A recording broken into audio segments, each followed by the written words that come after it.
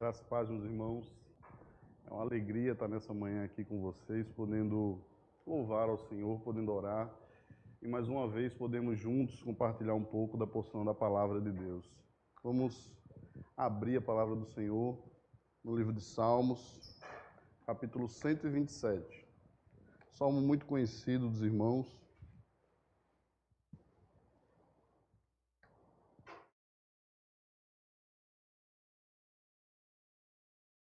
Salmo 127, vamos ler todo o capítulo.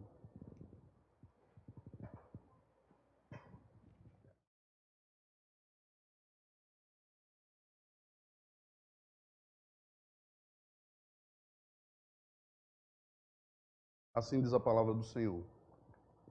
Se o Senhor não edificar a casa, em vão trabalham os que edificam. Se o Senhor não guardar a cidade, em vão vigia a sentinela. Inútil vos será levantar de madrugada, repousar tarde, comer o pão que penosamente granjeastes. Aos seus amados ele o dá enquanto dorme. Herança do Senhor são os filhos, o fruto do ventre, seu galardão. Como flechas na mão do guerreiro, assim os filhos da mocidade. Feliz o homem que enche deles a sua aljava, não será envergonhado quando pleitear com os inimigos à porta. Vamos orar, meus irmãos.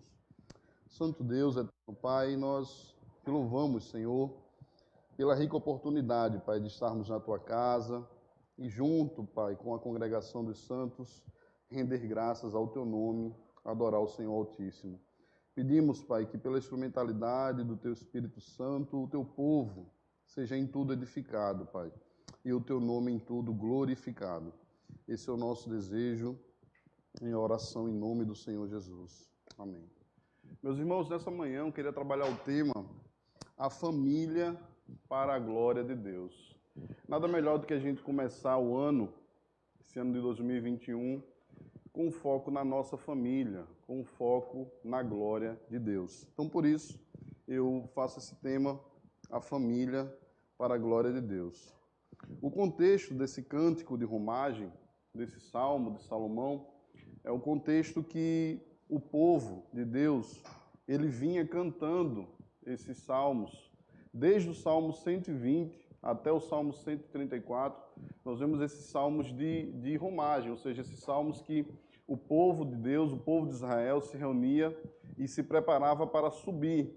Eles também são chamados de salmos de ascensão, ou salmo de subida, porque o povo se reunia a fim de subir até Jerusalém para as grandes festas que haviam em Jerusalém.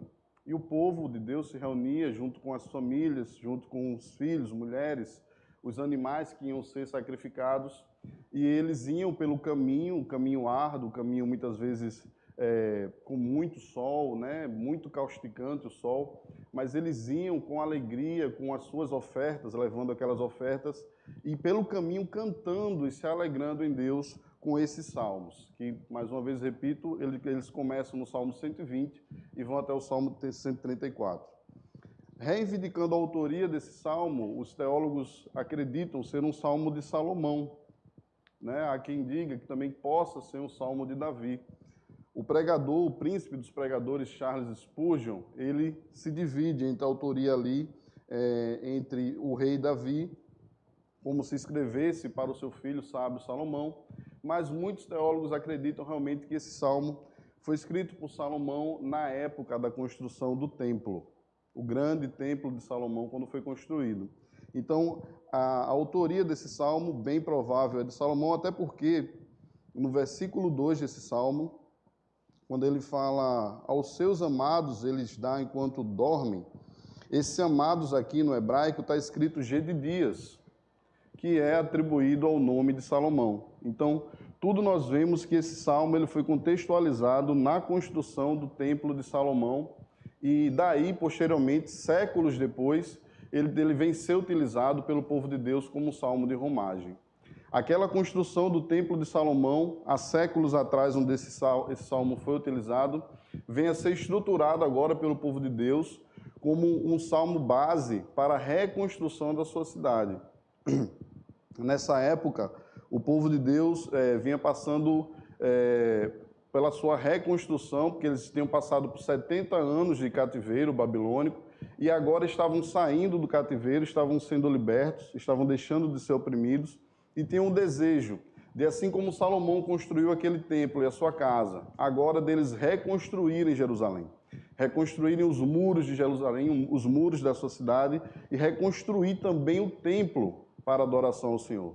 Afinal de contas, eles saíam 3 vezes, no mínimo, por ano, para as grandes festas, para irem até o templo adorar o Senhor. Então, esse salmo é um salmo que fala de uma edificação.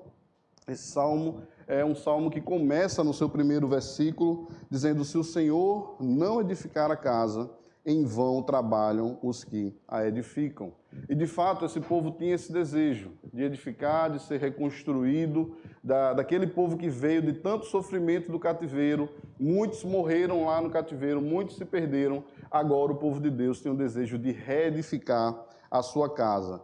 E, tratando desse tema da família para a glória de Deus, o primeiro ponto que eu marco nesse salmo, nesse versículo primeiro, é que é uma edificação que somente Deus pode fazer. Quando ele fala que se o Senhor não edificar a casa, em vão trabalham os que edificam, ele vem citar aqui que você pode até tentar construir algo. Você pode até tentar construir uma casa, mas possa ser que sem o Senhor você não termine. Ou até mesmo você pode terminar essa edificação, mas não pode aproveitar dela, não pode viver dela, não vai poder desfrutar dela. Como o próprio Salomão fala em Eclesiastes, no capítulo 2, no capítulo 5 e no capítulo 6 de Eclesiastes, o Salomão fala que o insensato, ele constrói, ele pode tentar edificar, ele pode tentar trabalhar muito, mas se Deus não quiser, ele não vai tomar fruto de nada daquilo que ele trabalhou, daquilo que ele granjeou. Então, é uma edificação que só Deus pode fazer na nossa vida. É a construção da nossa família. É aquilo que Deus instituiu lá no Éden, e mesmo que o pecado manchou, o pecado denigriu a imagem da família, mas o desejo de Deus, por sua graça, é de reconstruir, é de reedificar sempre as nossas famílias. Então, nós vemos aqui no primeiro versículo que essa edificação só Deus pode fazer. Um exemplo clássico na palavra de Deus é a Torre de Babel. Aqueles homens, eles queriam construir aquela grande torre a fim de chegar até o céu e a fim de que o seu nome fosse conhecido entre as nações. Mas Deus assim não permitiu. Confundiu aquelas línguas e aquela torre veio abaixo. Mas quando o Senhor quis, ele separou Abraão e falou para Abraão: "Sê tu uma bênção". Não foi Abraão que chamou o Senhor, não foi Abraão que quis o Senhor, mas foi a graça de Deus que chamou Abraão e disse: sai da tua terra, da tua parentela, vai para a terra que eu te enviarei. E disse: Abraão, sê tu uma bênção. Tu serás uma bênção. Então, toda essa edificação, toda essa construção, desde o Gênesis ao Apocalipse, é uma construção que somente Deus pode fazer. Seguindo o versículo 1, meus irmãos, ele ainda fala: se o Senhor não guardar a cidade, em vão vigia a sentinela. De fato, no livro de Neemias, a gente pode verificar que Neemias ele determinou guardas para que pudessem guardar a cidade, para que os muros pudessem ser reconstruídos. E com medo de serem assolados pelos moabitas, pelos amonitas, né? O Neemias ele instituía tanto os guardas, as sentinelas que ficavam na cidade, como estratégias para a construção desses muros. Muros com fossos na frente dos muros, ou seja, todo tipo de tática de guerrilha, o Neemias ele utilizava ali porque ele era o responsável por essa reconstrução. Então, ele tinha essa ideia de dar proteção à cidade. Conta-se no livro de Neemias que Neemias até mesmo ele instruía os seus guardas a numa mão ter a pá e na outra mão ter a espada, porque a questão da segurança para ele era fundamental. Mas a Bíblia vem dizer no Salmo aqui, o Senhor revelou a Salomão que se ele não guardar a cidade, em vão vigia a sentinela. Não adianta você ter nenhuma tática de guerra, você está preparado para combater o inimigo, você está com a espada na mão, mas se o Senhor não guardar, o povo vai lá, os babilônicos vão lá, os amonitas vão lá e vão assolar a tua cidade. Então assim é com nossas vidas. Eu não estou dizendo a você que você não tenha nenhuma segurança na sua casa, por exemplo, não tenha cercas elétricas, não tenha alarme, né? Não tenha segurança em casa, não tenha grades, cadeados, nada disso. Tudo isso é necessário. Mas a nossa confiança não pode estar nessas coisas. A nossa confiança tem que estar no Senhor. Tanto é que Neemias instruiu o povo que tivesse uma espada, porque os inimigos estão ao nosso derredor. Então, temos que fazer a nossa parte com prudência, como nos instrui a palavra de Deus, mas temos que saber que se o Senhor não guardar, nada do que a gente fizer para a nossa segurança será suficiente. Então, a vida da nossa família, a construção da nossa família, a edificação da nossa família, ela tem que estar nas mãos do Senhor. Desde as bases da construção até a segurança em volta da nossa casa, tudo que nós possamos fazer ou pensar, que tenhamos o Senhor como centro, como a nossa segurança. O versículo 2, meus irmãos, ele fala: inútil vos será levantar de madrugada, repousar de tarde, comer o pão que penosamente granjeastes, aos seus amados ele o dá enquanto dorme. Nesse segundo versículo, eu quero destacar um segundo ponto, além da edificação do primeiro ponto, que só Deus pode fazer. O segundo ponto é que a bênção providencial, ela vem do Senhor. Você entenda que ele fala aqui, esse povo aqui de Israel era um povo que era lavrador, que era um povo que vivia do plantio, da colheita. Então, se a bênção não viesse do Senhor, se a chuva não viesse do Senhor, não adiantaria ele acordar tão cedo de madrugada e trabalhar o dia todo na lavoura até a noite e achar que com aquilo teria bons frutos, bons resultados e que poderia se regalar de tudo aquilo. A Bíblia fala que aos seus amados o Senhor dá enquanto eles dormem. Então, meus irmãos, que nós possamos descansar no Senhor. O Salmo não está nos encorajando de maneira nenhuma a ficarmos parados, a não estudarmos, a não trabalharmos, a não fazermos a nossa parte. O apóstolo Paulo, ele dizia que quem não quiser trabalhar, que também não coma. E isso era muito forte da parte do apóstolo Paulo. Então, nós devemos sim trabalhar, fazer toda a nossa parte, mas saber que a bênção do Senhor, ela é providencial. A bênção do Senhor, ela se expressa nos frutos que brotam do campo, que eles crescem, eles amadurecem, e tudo isso em consequência de uma chuva que vem antes, dada pelo Senhor. Eu costumo dizer que a chuva ela cai de cima para baixo. Não tem nada que nós possamos fazer para fazer com que isso ocorra de outra forma, de outra maneira. Então, meus amados irmãos, que saibamos que toda a providência da nossa vida está nas mãos do nosso Senhor. Ele nos dá enquanto nós dormimos. Enquanto nós descansamos no Senhor, tudo isso vem para as nossas vidas por graça, pela graça do nosso Deus. No verso 3, ele continua dizendo: herança do Senhor são os filhos, o fruto do ventre, o seu galardão.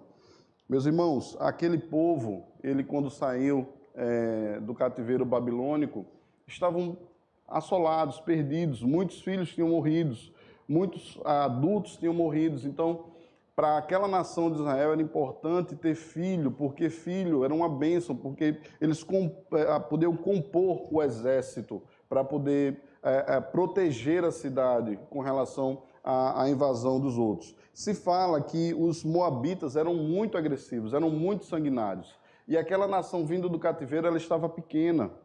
E eles tinham a certeza de que filhos eram bênçãos do Senhor, era herança do Senhor. Era muito importante ter filho naquela época, como é muito importante nos dias de hoje.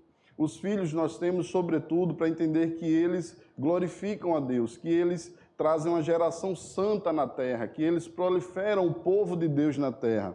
É inconcebível pensar que um crente não deseja ter filhos. Filhos são bênçãos do Senhor, filhos, sobretudo, são para a glória de Deus. Nós temos que ter a consciência que são heranças do Senhor, mas eles são do próprio Deus. Há uma perspectiva errada de imaginar que nós, os crentes, damos os nossos filhos ao Senhor, consagramos os nossos filhos ao Senhor. Muito pelo contrário, eles são do Senhor para nos abençoar. Os filhos são herança do Senhor para nos abençoar. E ele continua dizendo, como flechas na mão do guerreiro, assim são os filhos da mocidade. Esse trecho no versículo 4 me faz pensar que os filhos, assim como são flechas na mão do guerreiro, são os filhos da mocidade. Indica, sobretudo, que viver na edificação do Senhor faz termos filhos e que a mocidade dos nossos filhos e que a nossa mocidade possa ser aproveitada para a glória de Deus. Quando ele cita mocidade aqui no Salmo, me dá a ideia de que não podemos perder tempo. Muitas vezes há um pensamento errado sobre santificação, sobre crescimento na graça, ao pensar que podemos fazer isso mais tarde na nossa vida. Primeiro eu vou viajar, vou aproveitar, vou conhecer o mundo, vou fazer isso, aquilo, outro, e depois eu vou servir a Deus. Não. Filhos, vocês têm a oportunidade de serem servos do Senhor, de desfrutarem da graça, da bênção do Senhor, de caminhar em poder, testemunhando esse evangelho logo cedo, desde a sua mocidade. E o terceiro ponto, meus irmãos, que eu não citei anterior, filhos são herança para frutificar. Nós temos que entender que os nossos filhos, eles são herança do Senhor para darem frutos, para que o reino de Deus seja expandido, para que o evangelho de Cristo seja anunciado, a fim de que o Senhor volte o quanto antes. Ele cita no verso 5, feliz o homem que enche deles a sua aljava, não será envergonhado quando pleitear com os inimigos à porta. Aqui eu quero que você lembre de todo esse contexto de Israel, os tribunais, os juízes, o comércio naquela cidade, geralmente era todo feito às portas da cidade, nas portas dos muros, era lá que era estabelecido tudo. E você imagina um pai cansado, já idoso, tendo que ir até a porta da cidade para ser julgado em alguma causa comercial, alguma causa de terra, alguma coisa, e os seus filhos ao redor, como flechas, os seus filhos ao redor, dando a proteção, a segurança àquele homem idoso. Na sociedade aqui de Israel não se tinha INSS, não se tinha previdência privada, provavelmente não tinha lar de idosos. Então, a bênção ainda era maior por você ter filho, porque na velhice, os seus filhos eram quem iriam lhe sustentar e queriam lhe dar apoio nas suas causas, seja ela nos tribunais ou seja numa causa comercial qualquer. Então, filhos, eles são herança até nos dias de hoje. Quem quer enfrentar uma solidão de uma velhice sem netos, sem filhos? Como é amargo a vida sem a bênção do Senhor que é dada, esse galardão, essa herança, através dos filhos. Então, os filhos, eles são herança, mas para que também frutifiquem. É interessante que o crente, ele tem que entender que além de ter filhos, ele tem que criar os seus filhos para o casamento. O Senhor estabeleceu desde o Gênesis unir-se-á o homem à sua mulher. O homem deve se unir à mulher, isso como ordenança do Senhor. Temos que ter filhos que frutifiquem para a glória de Deus, mas que esses filhos sejam criados debaixo dos nossos lares, entendendo que eles são criados para o casamento. Eles são criados para estabelecerem famílias. As famílias, elas não podem parar na nossa família. Nós não podemos ter os nossos filhos e não criá-los para gerarem novas famílias, para frutificarem no reino de Deus, assim continuando o povo, a nação santa do Senhor. Então, esses filhos, além de darem apoio aos pais, para que na velhice não sejam envergonhados quando pleitear com os inimigos, mas esses filhos vão fazer as próximas gerações desses pais por toda a terra, até que o Senhor volte. É entender, meus irmãos, que essa construção aqui, que toda essa edificação aqui, ela é feita por Deus e ela é perpétua. Essa geração, ela é perpétua até a eternidade, até quando estivermos com o nosso Senhor. E tudo isso aqui, meus irmãos, entender que essa reconstrução, esse restabelecimento de Israel, do povo de Israel, após o cativeiro, nada seria possível sem a mão do Senhor. Sem a mão do Senhor, os amonitas iam entrar lá, iam derrubar tudo, iam acabar com as edificações, iam destruir a cidade. A mão do Senhor é quem faz edificar, é quem faz as famílias crescerem e fortalecerem-se novamente para a glória de Deus. O Salmo ensina que devemos fazer todas essas coisas, construir, casar-se, ter filhos, tudo isso, proteger-se do inimigo, tudo isso o Salmo nos ensina, mas devemos fazer isso confiando em Deus e, sobretudo, oferecendo o resultado de tudo isso para a glória de Deus. Não adianta eu estudar, eu ter um bom emprego, eu ser bem-sucedido no meu emprego, eu ter filhos bonitos, maravilhosos, que depois se tornam grandes acadêmicos, estudiosos.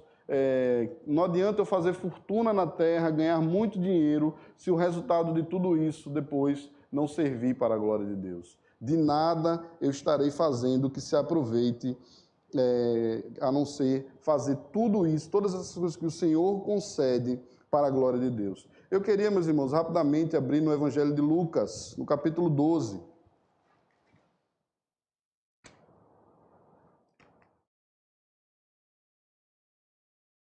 Lucas 12, onde nós vamos ver uma parábola aqui do Senhor Jesus, a partir do verso 16. E lhes proferiu ainda uma parábola, dizendo: o campo de um homem rico produziu com abundância, e arrazoava consigo mesmo, dizendo: que farei, pois não tenho onde recolher os meus frutos? E disse: farei isto, destruirei os meus celeiros, reconstruí-los-ei maiores, e aí recolherei todo o meu produto e todos os meus bens. Então direi à minha alma: tens em depósito muitos bens para muitos anos. Descansa, come, bebe e regala-te. Mas Deus lhe disse: louco, essa noite te pedirão a tua alma, e o que tens preparado, para quem será? Meus irmãos, que tenhamos a consciência de que toda essa grande edificação, ela seria em vão. Todo o trabalho que nós fazemos, ele é em vão, se não for para a glória de Deus. E temos que entender uma coisa, sobretudo na pessoa de Cristo Jesus. Todo o trabalho que o homem possa fazer para obter perdão de pecados, para obter a sua redenção, todo o trabalho que nós poderíamos fazer em prol disso seria em vão. Somente o amor de Deus, o dom de Deus em Cristo Jesus, ele pode trazer a redenção para o homem. Somente Cristo Jesus ele pode trazer o perdão para os nossos pecados. A fim de todo esse trabalho, de toda essa edificação, só Deus construiu. Esse salmo, ele pode nos dar a ideia um pouco do resumo do Evangelho, de como Deus edificou toda a construção em Cristo Jesus para poder fazer aquilo, construir aquilo ao qual nós não estávamos capacitados de construir, que era a redenção, que era o perdão dos nossos pecados. Somente Cristo pôde morrer naquela cruz e de uma vez por todas, ao ressuscitar, vencer a morte e nos entregar a vitória, e nos entregar a ressurreição e a vida eterna nos céus. Então, meus irmãos, que não percamos de vista que tudo que nós construímos aqui, sobretudo entender que nós somos peregrinos e passageiros nessa terra. Esse povo aqui desse salmo era um povo peregrino, era um povo que vivia de romagem, era um povo que vivia de andar. Assim somos nós aqui na terra, somos peregrinos e passageiros. A nossa passagem é muito curta, não percamos isso de vista, que entendamos que a edificação principal do Senhor é aquela que está sendo feita nos céus. A Bíblia fala que se esse tabernáculo terrestre se desfizer, essa nossa morada terrestre se desfizer, temos um edifício não feito por mãos de homens, eterno, nos céus. É para lá que nós caminhamos, é para lá que nós iremos. E toda essa edificação, que nós possamos não desperdiçar o tempo da nossa peregrinação. Jonathan Edwards dizia que ele pedia ao Senhor que cravasse os seus olhos na eternidade, que deixasse os seus olhos afixados na eternidade, para que não pudéssemos perder de vista a glória de Deus, a glória futura. Nós vivemos em dois mundos, o mundo atual que nós temos e o mundo onde nós viveremos o novo céu e a nova terra. Que possamos entender que Cristo fez tudo isso por nós e que é para lá que nós caminhamos. Que Deus possa abençoar, meus irmãos, a amada igreja, em nome de Jesus.